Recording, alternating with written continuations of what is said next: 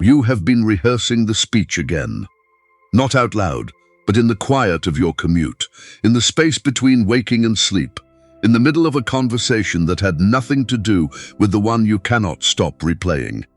You have been building sentences in your head, organizing the timeline, arranging the evidence, choosing the right words that would finally, clearly, undeniably make the truth visible to someone who has been choosing not to see it.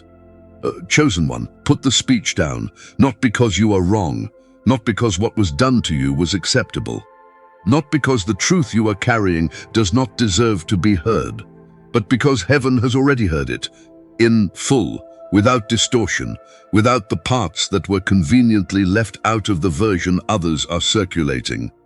God has not been waiting for your explanation to understand what happened. He was present for the unedited version, every word. Every silence, every moment your heart was clean while your name was handled carelessly. Exodus 14 verse 14 is not a comfort verse. It is a command. The Lord will fight for you. You need only to be still. That word still is not a suggestion for when circumstances feel manageable. It was spoken to people standing between an advancing army and an uncrossable sea, with no human solution available on either side. It was spoken into impossibility. And it was the most powerful thing God said to them, not because it removed the danger, but because it redirected their trust from their own capacity to His. That is where you stand right now, not behind in your story, not forgotten in the middle of it, precisely positioned in the place where God does His most unmistakable work, the place where human options run out and divine movement takes over. The move is already in motion. You cannot see it fully yet. The door still looks closed, the hallway still looks long. The people who owe you acknowledgement still look unbothered. But there is movement on the other side of what you can observe. And the one thing that will either protect or interrupt that movement is what you do with your mouth in the next season. This word is not about making you small, it is about making you ready. 1. The pressure to explain is a pattern, not a command.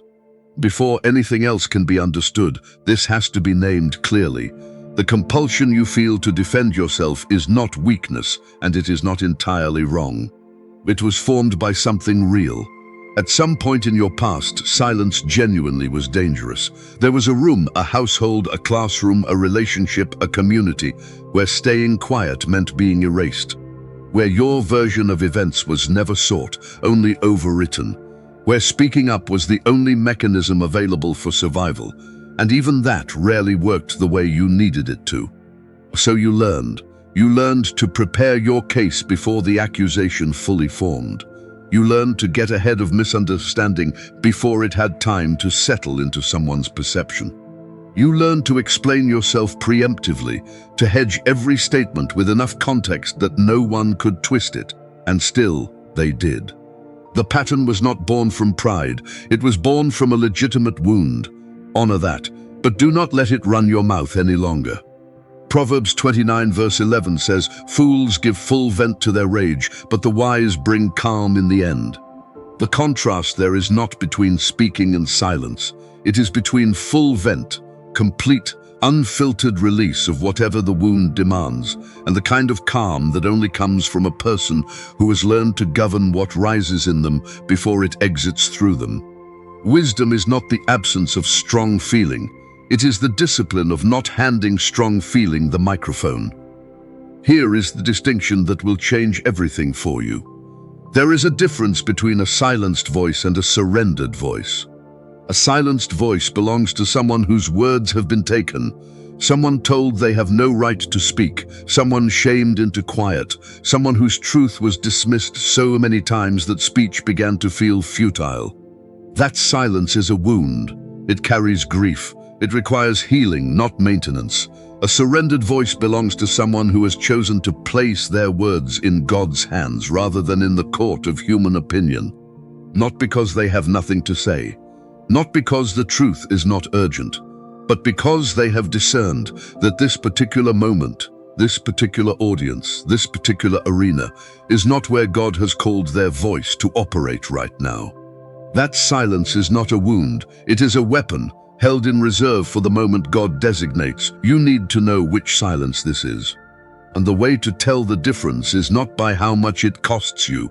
Both will cost you something. The way to tell is by what drives it.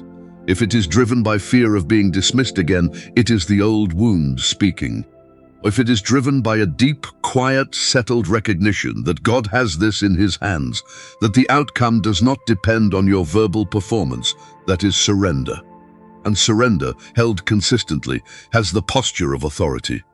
Isaiah 30 verse 15 carries a word that most of us read past too quickly. In repentance and rest is your salvation. In quietness and trust is your strength.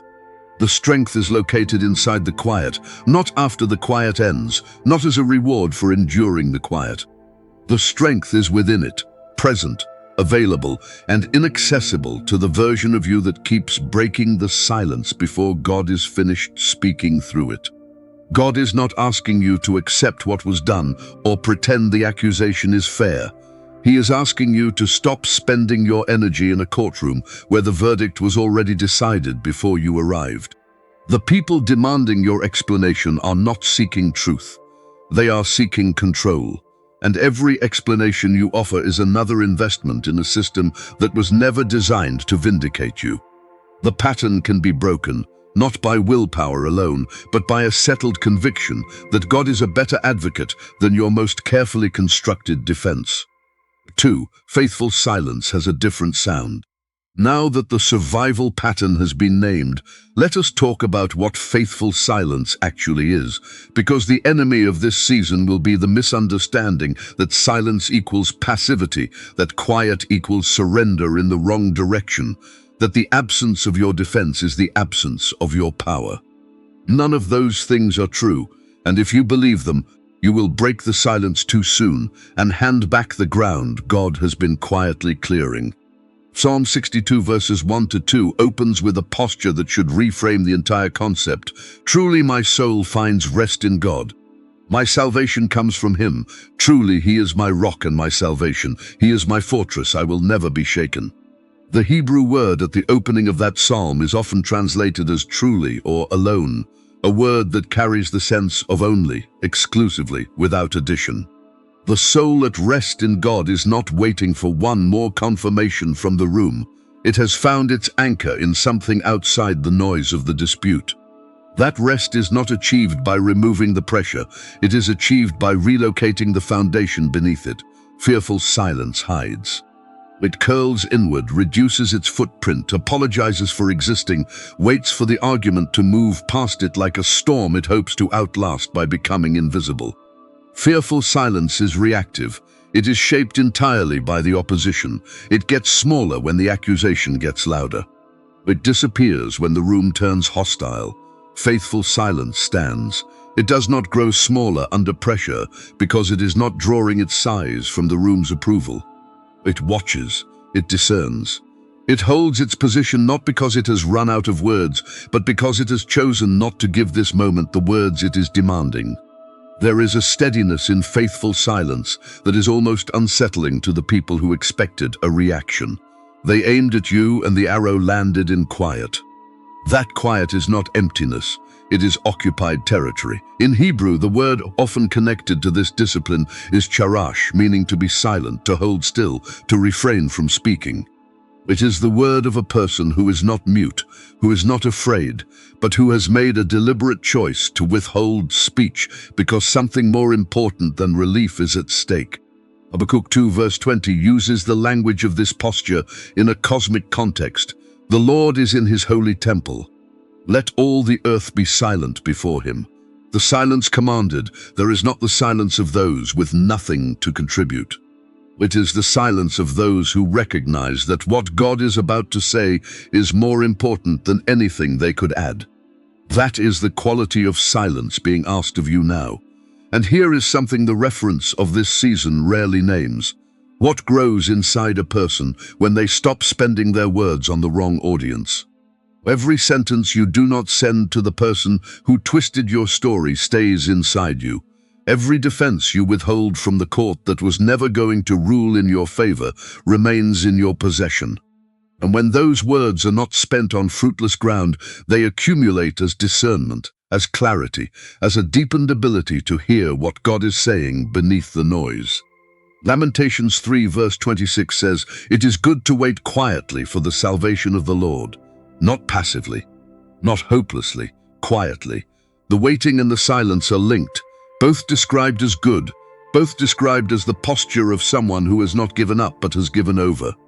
The difference between giving up and giving over is the difference between a person who drops what they are carrying because they are exhausted and a person who places it in stronger hands because they are wise. Faithful silence is not the sound of a person who lost. It is the sound of a person who stopped trying to win in a courtroom that does not have jurisdiction over their life. 3. The signs are already moving. Here is one of the most important things God wants you to understand in this season. The move has already begun. You have been waiting for the dramatic, the door swinging open, the apology arriving, the truth breaking publicly in a way that requires no further argument from you. And those things may come, but while you have been scanning the horizon for the unmistakable, you have been walking past the undeniable. The signs are not small because they are insignificant. They are small because they are precise. The first sign: you are less attached to people who once controlled your emotional weather. There are people whose silence used to rearrange your entire day. One unreturned message, and your mind built a case, constructed a reason, began rehearsing a conversation to repair something you were not sure was broken. Their approval felt necessary, not like a preference, but like oxygen. But something in you has shifted. It still registers. It still touches something real when the distance comes. But lately it does not own you the way it once did. You feel the pull and something in you refuses to follow it all the way down.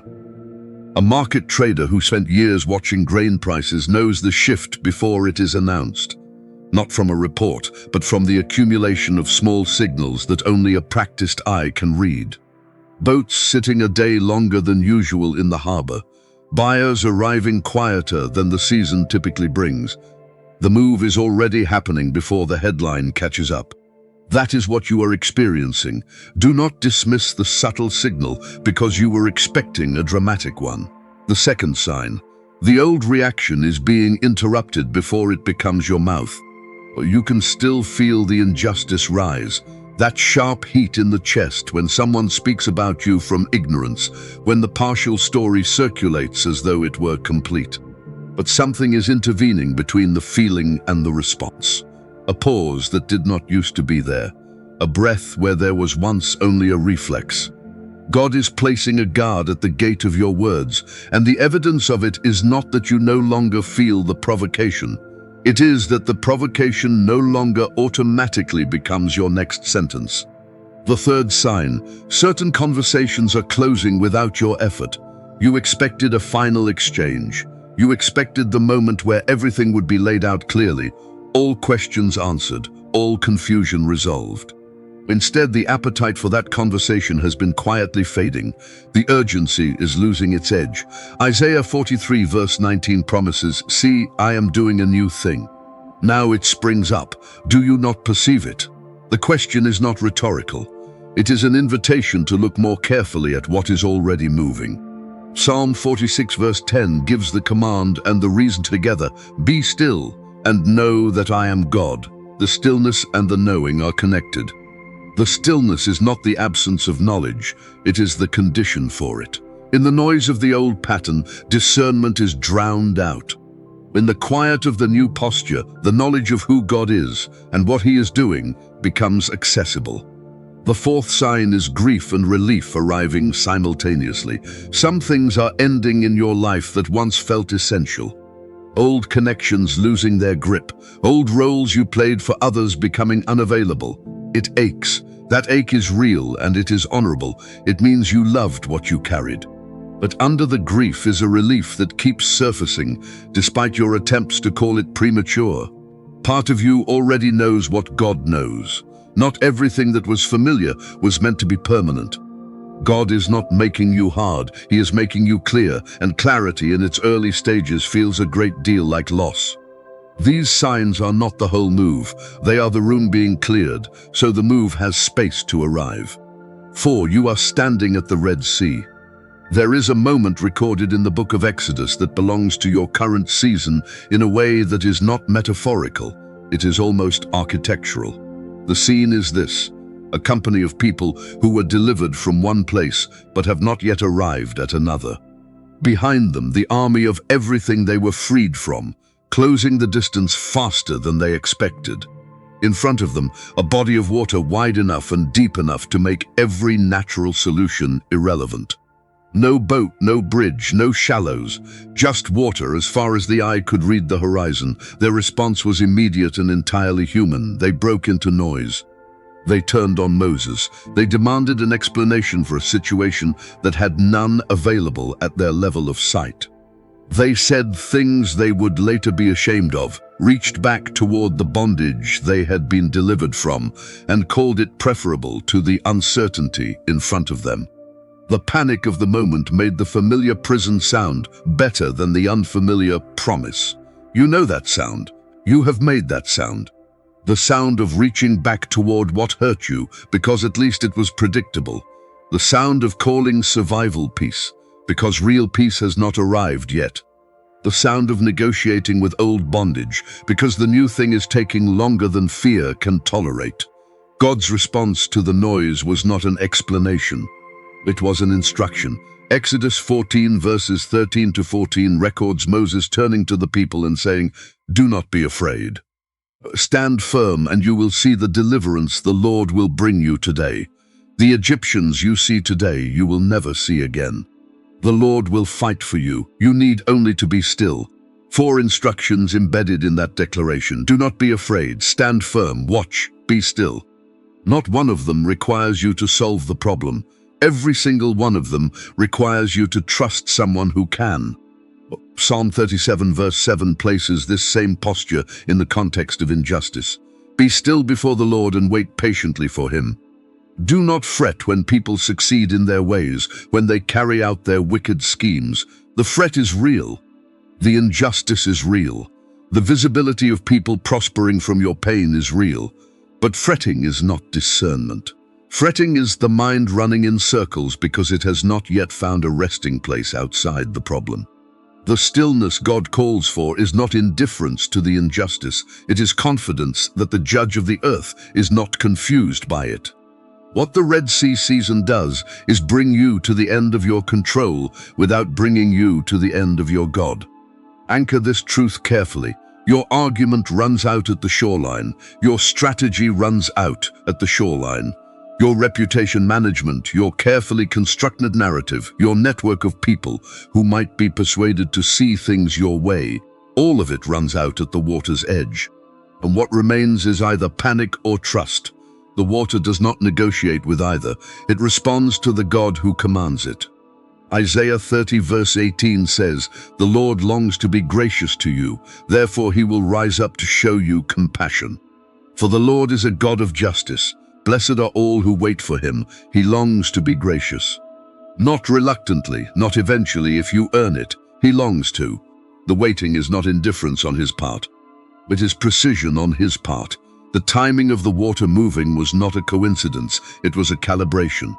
And the first miracle at the Red Sea was not that the water divided. The first miracle was that Moses did not become the fear around him. He stood inside a moment that was screaming for panic and became a vessel for divine instruction instead. That is what God is forming in you. A person who can stand inside pressure without becoming pressure. 5. God trains the response before he changes the circumstance. The flesh has an agenda for this season, and it is not subtle. It wants the door opened. It wants the accusation publicly retracted. It wants the person who spoke carelessly about your character to face the cost of having done so. It wants the apology, the acknowledgement, the moment where the room that witnessed the accusation also witnesses the correction. These desires are not shameful. They are human. They come from a place in you that genuinely values truth and genuinely believes that justice should be visible. But the Spirit perceives what the flesh cannot yet reach. If the door opens before the pattern inside you is dismantled, you will carry the old mouth into the new room. A new room entered with an old mouth does not remain new for long. James 1 verse 4 makes this formation process explicit. Let perseverance finish its work so that you may be mature and complete, not lacking anything. The word complete there implies wholeness, an integration of all the parts of a person, including the reactive parts, the wounded parts, the survival pattern parts, into a governed whole. That wholeness cannot be rushed into existence by an external change of circumstance. It requires the sustained pressure of a season where the external does not resolve and the internal is forced to deepen. The waiting is not the obstacle to formation. The waiting is the mechanism of it. Here is what that looks like practically. The door that remains closed is not simply testing your patience. It is revealing what you do when you cannot force an outcome. Do you return to the old courtroom? Do you find new audiences to argue your case before? Do you manufacture movement through activity because stillness feels like disapproval? Every response you give to the closed door is information. God is reading it not to condemn you, but to know where the next layer of formation needs to happen. Luke 21 verse 19 delivers a promise that sounds almost too plain for the magnitude of what it addresses. By standing firm, you will gain life. Not by winning the argument, not by outlasting the opposition through superior strategy, by standing firm. The life described in that verse is not merely biological continuation. It is the full, undivided, spirit-governed life of a person who has been tested at the depth of their character and emerged with their integrity intact. That life cannot be purchased with a shortcut. It can only be grown through a season exactly like the one you are in.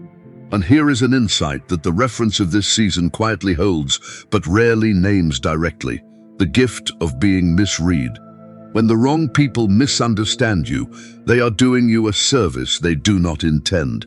They are showing you who cannot be trusted with the interior of your life. They are demonstrating, before the stakes get higher, that their perception of you is governed by what serves them rather than by what is true.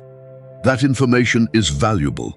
The person who leaves your inner circle because they misread you in a season of silence has clarified something that would have cost you more to learn later, when you were further into the assignment, when more was at stake, when the weight you were carrying had grown larger.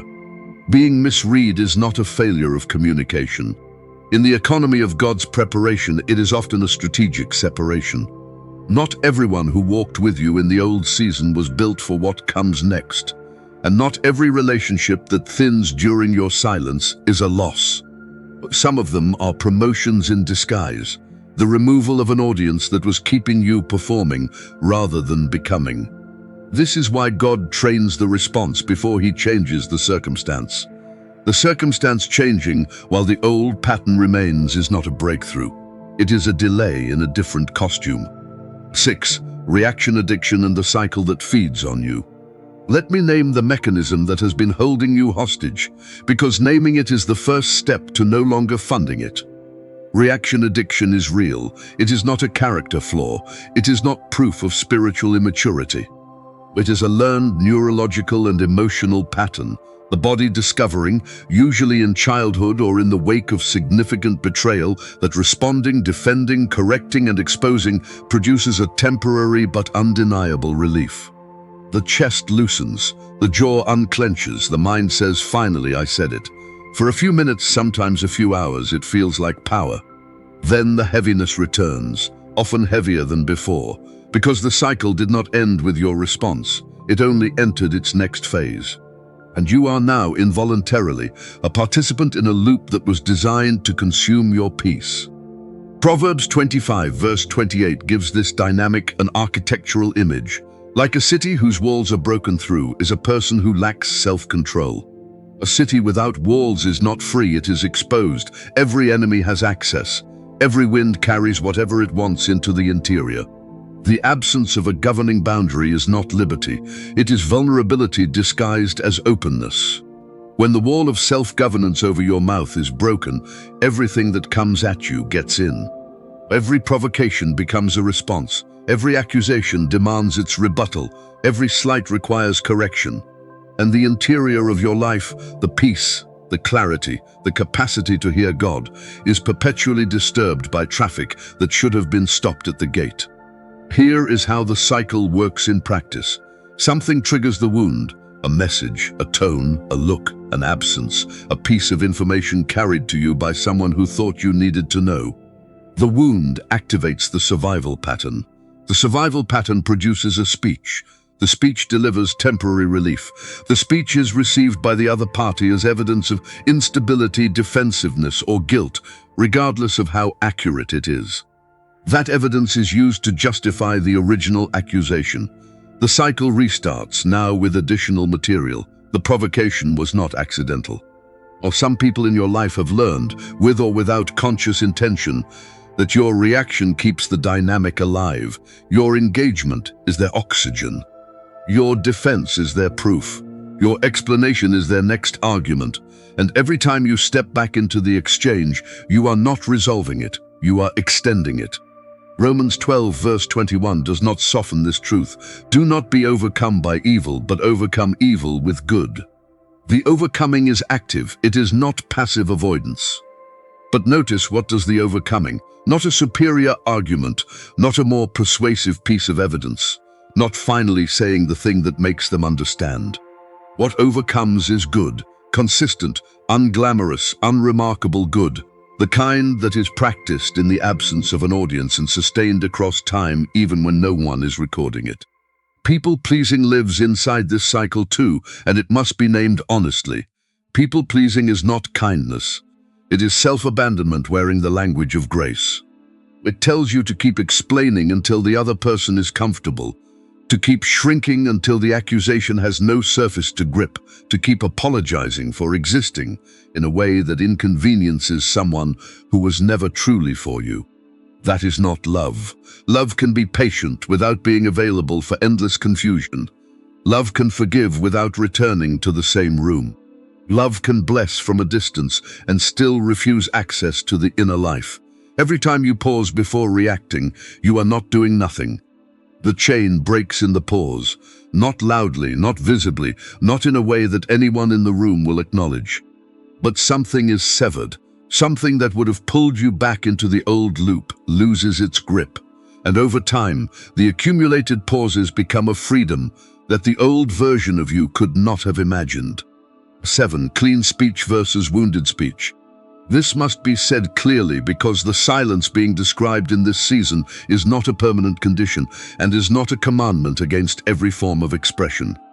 Wisdom has a voice. Boundaries have a voice. Truth has a voice. Safety requires a voice. There are moments when the most faithful thing you can do is speak, clearly, firmly, and without apology. The question is never simply whether to speak. The question is what is driving the speech, and whether what is driving it is clean. Ecclesiastes 3 verse 7 names the rhythm that governs this, a time to be silent and a time to speak. Both are sacred. Both have their appointed season. The wisdom is not in choosing silence over speech as a permanent posture. The wisdom is in discerning which season you are in and having the discipline to honor that discernment even when your emotions are lobbying loudly for the other option. Wounded speech has recognizable markers. It is urgent. It cannot wait. It needs to go out tonight. It is comprehensive. It wants to address everything because the wound is larger than any single incident, and every incident becomes a chance to finally say the whole thing. It is focused on the other person's response, not simply communicating truth, but constructing a delivery designed to produce a specific reaction: guilt, acknowledgement, shame, fear, or capitulation. Wounded speech may contain accurate information. It may even be entirely factually correct, but it carries the smell of the wound that produced it, and that smell communicates more loudly than the content.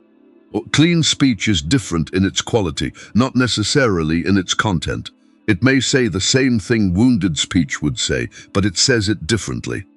Proverbs 21 verse 23 offers the governing principle: those who guard their mouths and their tongues keep themselves from calamity.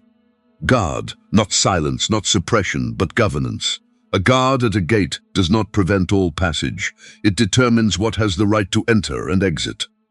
Clean speech has been through that checkpoint.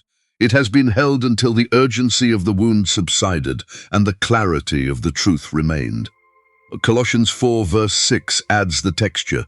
Let your conversation be always full of grace, seasoned with salt, so that you may know how to answer everyone. Grace and salt together. Grace so the words do not wound unnecessarily, salt so they retain their substance, and do not become so gentle they fail to communicate anything real. This is the combination, not so hard that it damages, not so soft that it dissolves, firm enough to be true, gracious enough to be received. Here is the practical framework. Before speaking, begin with the body. Locate where the pressure is sitting, chest, throat, jaw, hands. Do not shame it. It is not evidence of spiritual failure that the body is activated. It is evidence that something real has been touched. Name what is driving the speech. Is it wisdom? Is it fear? Is it the need for relief? Is it the old wound asking for one more chance to be heard by someone who has already demonstrated they are not listening? That question, asked honestly, will slow the storm. If the words feel like knives, wait. Not because the truth is not sharp, but because there is a difference between a surgical instrument and a weapon. If the words feel like begging, wait. Clean truth does not need to appeal to the other person's mercy in order to be valid. If the words feel like a trap constructed so someone will finally feel what you felt, wait. A sentence written at midnight by a mind demanding relief will often read differently at noon when the body has settled. Wait for clean language. Clean language may still be firm. It may still establish a boundary. It may still say no with no apology attached, but it will leave your spirit more whole after you say it, not more scattered. 8. The 3 rooms being reorganized. While you have been standing in the hallway, while the silence has been holding and the old pattern has been losing its grip, God has not been inactive on the other side of the door. He has been reorganizing rooms, not one corner, not a single relationship or a single circumstance. The entire structure of your life is being realigned, and the silence is not coincidental to this process. It is essential to it. Isaiah 43 verses 18 to 19 says, "Forget the former things, do not dwell on the past. See, I am doing a new thing. The new thing requires new interior space, and the silence is what creates it." The first room being reorganized is relationships. Chosen one, access to your inner life is sacred, and God is making you feel that truth in a way that was not available to you in the old pattern. There are people who held space in your interior that the new season cannot accommodate. Not because they are evil, not because they did not matter, but because what they required from you, the explaining, the shrinking, the performance of your own innocence, is incompatible with who God is making you. Some of them will leave because your silence no longer feeds what they needed from you. They were sustained by your reaction, by your availability for conflict, by the version of you that kept returning to the same argument with the same hope for a different result. When that version becomes unavailable, the dynamic loses its structure. Some will return when your silence makes them hear themselves for the first time. Some will remain, but the relationship will require a new order, one where your nervous system is no longer the instrument others tune to their preference. The second room is purpose. The season of hiding from your own calling is ending. You have carried gifts in a lowered hand because you learned. Through enough rejection, enough dismissal, enough rooms where visibility was punished, that being seen was dangerous. You called the lowered hand humility. God calls it burial, and He is not content to let what He placed inside you remain underground while you wait for a permission that was granted before the world had a chance to withhold it. Psalm 31 verse 8 declares, "You have not given me into the hands of the enemy, but have set my feet in a spacious place." Begin standing in that space like it belongs to you. You are no longer permitted by the Spirit to call fear humility or delay wisdom when God has already spoken. Your purpose begins with one clean step, one idea on paper before fear edits it, one obedient movement before the critic builds its case. God opens wide roads through small, faithful steps. The third room is provision. God is reorganizing timing, ideas, and favor. Provision rarely announces itself. It arrives as a thought that deserves attention, a conversation worth following through. The person still scattered by the old argument walks past that thought. The one quieted into clarity recognizes it. Fear scatters, peace gathers. Do not force provision from panic or make vows from desperation. God provides through one clear instruction given to a mind quiet enough to receive it. These three rooms form a living system. The wrong relationship drains purpose. A clear calling attracts provision. Provision creates space for relationships that honor. God is not adjusting one corner. He is realigning the house, and the silence is what made it possible. 9. Who you become when you stop performing pain. There is a version of you that has been waiting underneath the performance, underneath the explaining, the defending, the rehearsed conversations, the careful management of how others perceive your heart. That version of you has not been destroyed by the difficulty of this season. It has been uncovered by it. And what God is revealing is not a diminished person who survived. It is a formed person who has been shaped by fire into something the old, reactive, performance-driven version never could have been. Of 2 Timothy 1 verse 7 speaks this into being. For the Spirit God gave us does not make us timid, but gives us power, love, and self-discipline. Power, love, and self-discipline, not three separate qualities, but one integrated character. Power without love becomes domination. Love without self-discipline becomes entanglement. Self-discipline without love becomes harshness. But together, in a person who has been through the silence and held it faithfully, these three qualities form an authority that does not need to announce itself. You are the spiritual warrior, not the one who fights loudest, but the one who holds ground when everything screams to retreat. The behavioral implication: you stop abandoning your position the moment someone questions it. Opposition is not always correction. Sometimes it is pressure testing the foundation. A foundation that holds under testing is not arrogant. It is proven. You are the truth carrier. The behavioral implication: when you tell your story, you tell the full one, including the part that complicates it. You have been tempted to embellish, to make the narrative slightly cleaner than it was. Resist it. The incompleteness is not weakness. It is the proof that you are carrying truth, not constructing a case. You are the cycle breaker.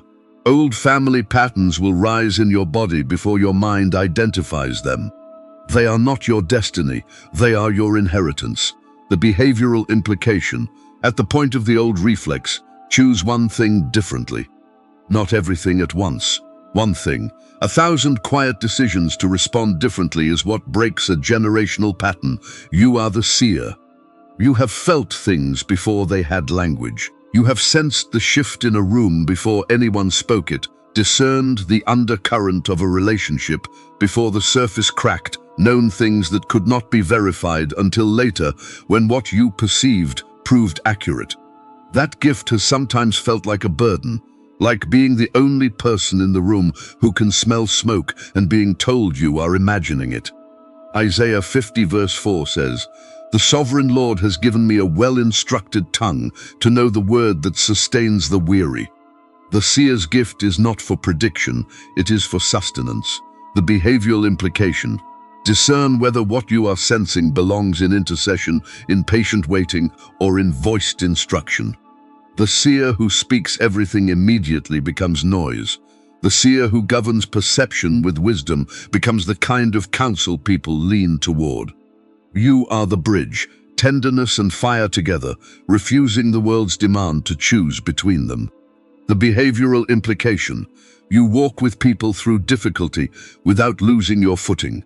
You do not drown to prove you care. Access remains open, but what is admitted through it is discerned. Compassion and wisdom are not opposites. In the bridge, they are the same thing. The three instructions that God gave Moses at the Red Sea are the three postures of your next season. Not as a slogan, not as a comfort phrase to repeat when the pressure rises, as a specific actionable orientation to the days ahead. Stand still. This does not mean freeze, it means refuse to move from the wrong source. When the old pattern knocks, and it will, feel the pull completely and choose not to follow it. The repetition of that choice is the formation. Stay clean. Clean hands are not the hands of someone who never made a mistake. They are the hands of someone not currently holding bitterness, retaliation, or a narrative designed to damage before being damaged. Psalm 46 verse 5 says, God is within her, she will not fall. God will help her at break of day. The help arrives into clean space. Watch God move, not passive waiting, but alert expectation. Zephaniah 3 verse 17 describes what is coming. The Lord your God is with you, the mighty warrior who saves. For he will take great delight in you. In his love he will no longer rebuke you, but will rejoice over you with singing. For he is not approaching your situation reluctantly. He is moving toward it with delight, toward you with singing. Your voice is not being removed. It is being healed. When it is time to speak, the words will carry peace rather than panic. When it is time to set a boundary, the voice will not shake from guilt. When it is time to testify, what you say will not carry the smell of revenge. The Father is not taking your fire, he is making it holy. The silence was never the destination. It was the preparation for a voice the next season will require. Stand still, chosen one. Stay clean. Watch God move. The door is about to open from the other side. Before we close, I want to create a space with you. Not a formal moment, but a genuine one. Bring everything you are carrying right now into what comes next. The exhaustion, the hope, the parts that are still tender, the parts that are beginning to settle. God is ready for all of it. Let us come before him together. Father, we come before you as people tired in the throat. Tired from holding back what wanted to be said. Tired from rehearsing conversations that have not happened and replaying ones that did. Tired from the slow, costly discipline of restraint in a season where everything in us wanted to be loud. You saw it all. Every sentence we held back, every message we did not send, every moment we felt the old pull and chose, imperfectly but genuinely, not to follow it all the way down. You saw the nights when the wound reopened and the speech built itself back up again. You were not absent from those nights. You were present in the restraint that kept the speech from becoming an action. Lord, we bring to you the survival pattern, the one that was formed by real wounds in real rooms, the one that learned that silence was dangerous and explanation was the only tool available. We do not condemn it. It kept us functional when we were not yet protected by anything stronger, but we release it now. We do not need it any longer. You are a better advocate than our most carefully constructed defense, and we choose today to let you be exactly that. Heal what has been hardened by repeated misunderstanding, soften the places where disappointment built a wall and called it wisdom. Restore the capacity to trust that was damaged not by one betrayal, but by the accumulation of being misread by people we expected to know us. We do not ask you to make us naive. We ask you to make us discerning, able to love without handing people access they have not earned. Father, reorganize the rooms. Let the relationships that cannot carry the next version of us release their grip with as little devastation as possible. Let the purpose that has been buried under fear begin to breathe again. Give us the clarity to recognize provision when it arrives in ordinary form. The thought worth following, the door worth knocking on, the step worth taking before we feel fully ready. Guard our mouths in the coming days. When the old provocation arrives, dressed in a new message, let the pause be available. When the wound rises and demands immediate relief, let wisdom get to speak before the body acts. When the urge to perform innocence returns, to stand before people who are not seeking truth and prove ourselves to them one more time, remind us that you have records they cannot access and a verdict they cannot overturn. We receive the identity you have been forming in the fire, the warrior who holds ground, the carrier who tells the full truth, the breaker who refuses to pass on what was inherited, the seer who governs perception with wisdom, the bridge who carries both tenderness and fire without being consumed by either. We receive it not as a performance to maintain, but as a reality to grow into, one clean choice at a time. Move on the other side of the door, Lord. Move in the rooms we cannot enter. Move in the conversations we are not present for. Move in the hearts of people whose conscience you alone can reach. And when the door opens, in your timing, not ours, let us walk through it with clean hands, a governed mouth, and the quiet confidence of someone who did not force the handle. We trust you with the outcome, not as a formula, not as a transaction, but as a genuine surrender from people who have seen enough of your faithfulness to know that what you begin, you complete. In the name of Jesus Christ, amen. If this word reached the part of you that needed it most, pass it forward. Share it, like this video, and subscribe, because what held you together right now might hold someone else together tonight. May God guard your mouth in every moment of provocation, govern your timing with precision, and open every door that belongs to you. From the other side, you are chosen. You are not late. Stand still.